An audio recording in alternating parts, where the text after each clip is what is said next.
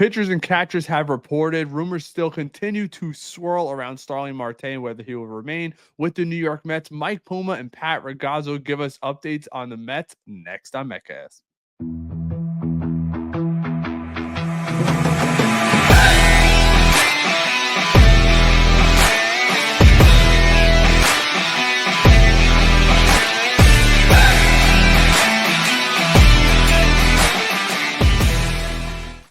What's going on, Met fans? Welcome back to another episode of MetCast. And if you're enjoying this content, I ask you to like and subscribe, hit that notification bell so you never miss an upload. So today, more things are going around spring training. We are starting to see Brett Baty now take reps over at first base, which is exciting to see. He looks very fluid over there from what I could tell. And I just found out today from my wife that I am actually going to be going down to spring training the last week of February. So just not this week, the following week. So if any of you guys are down there, feel free to reach out to me via on X at MetCastPie, and I'll be sure to meet up with a lot of you guys. I'll be doing some interviews down there, reporting live from you guys down there. But today we get a fresh update from Mike Puma. What's going on down in spring training? Let's give it a look.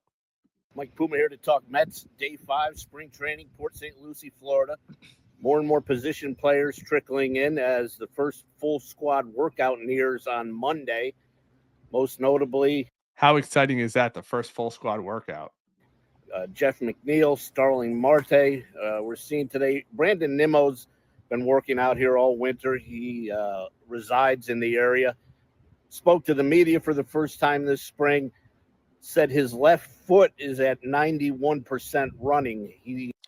How interesting is that? 91%. And they can actually gauge that, I'm guessing, via GPS. You see it done in the NFL. Now you're seeing it done throughout MLB, which is still a little concerning to me. He's had the surgery, 91%. How much pressure could he actually put on that foot? Maybe that's why the New York Mets brought in a guy like Jesse Winker who could play a lot in the outfield. And maybe that's why the New York Mets have not traded Starling Marte yet, because let's not forget the New York Mets might need that depth in the outfield. Marte could play everywhere. Winker could play both the corner positions. You have Tyron Taylor, so maybe it's a perfect insurance option if you're going to be DHing Brandon Nimmo a lot to start the season, which I think will be the plan. Of course, has the plantar fasciitis that slowed him in the postseason last year. Spring is in the air, baby. Trying to improve. He rested most of the winter from running, and now just in the last few weeks has started cranking it up. He says he's at 91%. They can actually measure it that precisely. They measure against his normal running speed as to what he's running right now. So he's feeling good about where he's at.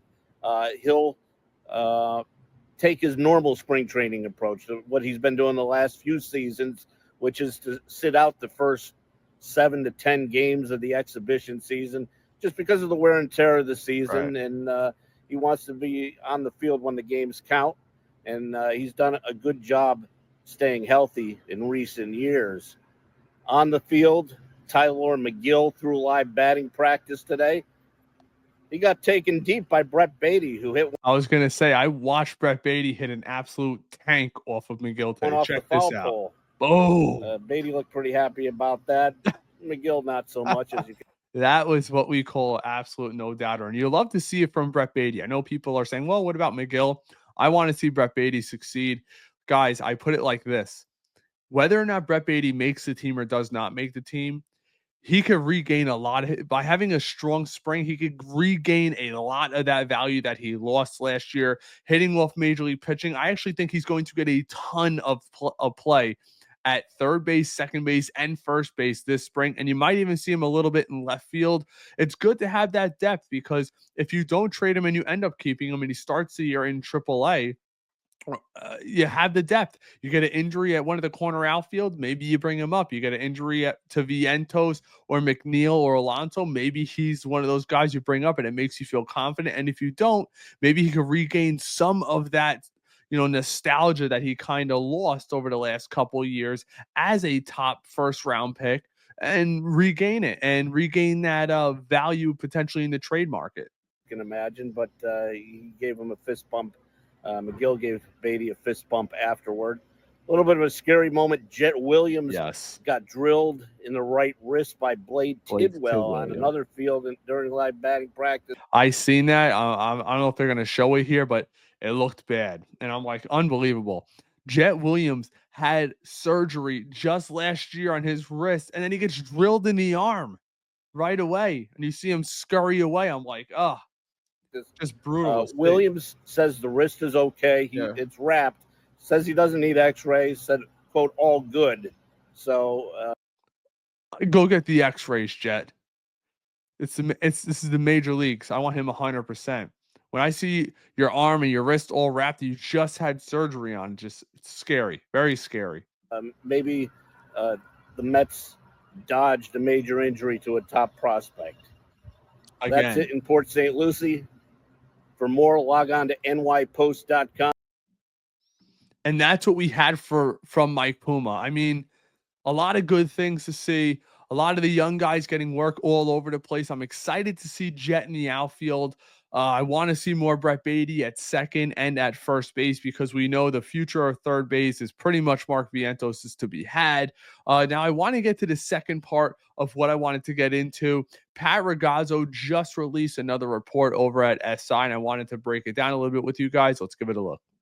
So we have this from Pat Ragazzo's source where things stand between the Mets and Starling Marte. Find out where things are currently stand regarding the chance of the New York Mets revisiting a trade of Starling Marte before opening day. We saw him earlier linked potentially to the Royals. We saw some rumors potentially to the Pirates, but let's see what Pat's got to say here. For the New York Mets already trading Starling Marte this offseason, however, the veteran bat remains on the club's stacked roster with camp about to begin. Back in December during winter meetings, the Mets had a deal on the table that would have sent Marte to Kansas City Royals in exchange for right-handed relief pitcher Hunter Harvey. This swap would have exchanged two rental players with differing salaries. The Mets offered to pay down a portion of Marte's $20.75 million. And Harvey's making just 3.7 in 2025. We kind of already knew that. That was reported well throughout the winter meetings. I haven't seen anything crazy reported since then. That was a tweet by Pat. But an agreement was never reached, and there has been little to no traction on a trade for Marte ever since. Source: Mets explored Starling Marte Hunter Harvey trade with Royals. Yes, we saw that.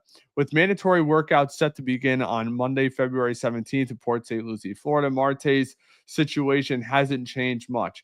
As a source told Mets on SI on Friday, the Mets are still open to trading Marte 36 if the right deal arises, but the current expectation is that he will stick with the club. Now, that is big news because that means the New York Mets are going to be paying a bench option, and that's what Marte is. Maybe a DH / corner outfielder. I think he's probably the lead DH. I know a lot of people are saying, well, it's going to be Winker and Marte. No, it would be Marte. I'm very set on that. It would be Marte over Winker, at least to start. Marte is said to be happy with his role and loves playing for the Mets. He also provides a type of a positional flexibility that President of Baseball Operations David Stearns and manager Carlos Mendoza value. While the Mets still could pounce for a proper return, Marte's bat is solid, and he will be utilized as a right-handed hitting DH platoon with the lefty swinging Jesse Winker.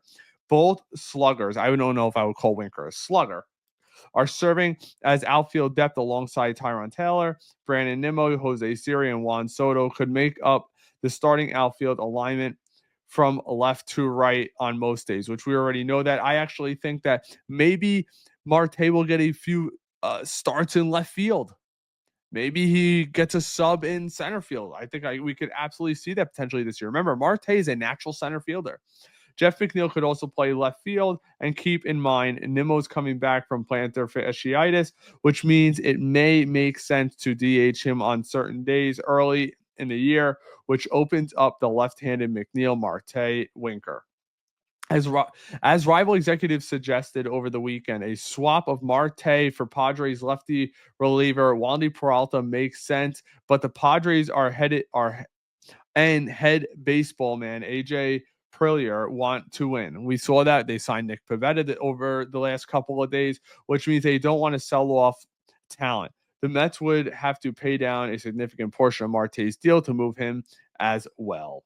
And and then he goes on to say, the Mets don't appear to be in a hurry to dump Marte's salary either, despite blowing past the offseason budget by re-signing first baseman Pete Alonso to a 2-year, $54 million deal, which we all know is about a 1-year deal because he's getting $30 million up front and has an opt-out after the first season. New York's current luxury tax payroll projected to be over $320 million, which means they'll be paying 100% payroll tax on $19 million, so it's 110%. So roughly an extra $20 million on top of that. Marte could still swing the bat and serve as an outfield depth. He proved to be a productive player in a part-time role last season after returning from a knee injury in August. He was also a key contributor in the postseason. At this point in time, Marte seems likely to stick with the Mets for the same reason McNeil is remaining with the team. They aren't going to pay for this veteran duo or go elsewhere and produce another club, given that the floor value and the upside. I agree. They don't want to trade away Marte or McNeil. That's been a big thing when we talk about it. You might trade away McNeil and he becomes a batting champion somewhere else. A lot of Met fans, including myself, will not be happy. You have to get something significant in return for him. Same with Marte. It's a rental.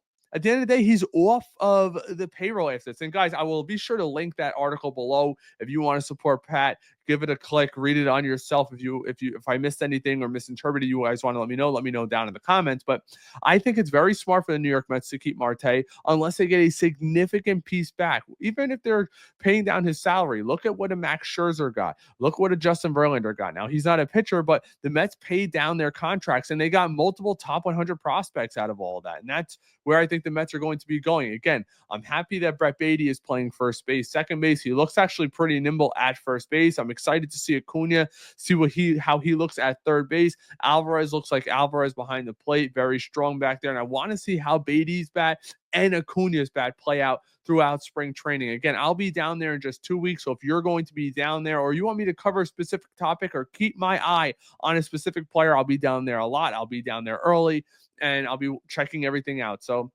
if you guys have anything, let me know down in the comments. I love going back and forth with you guys. Again, if you enjoy this content, hit that like and subscribe button. Turn that notification bell on so you never miss another upload. And one last thing, next Thursday, probably around 8:30 p.m., we'll be having Nelson Figueroa, the former starting pitcher of the New York Mets and current on Sports Guy for Picks 11.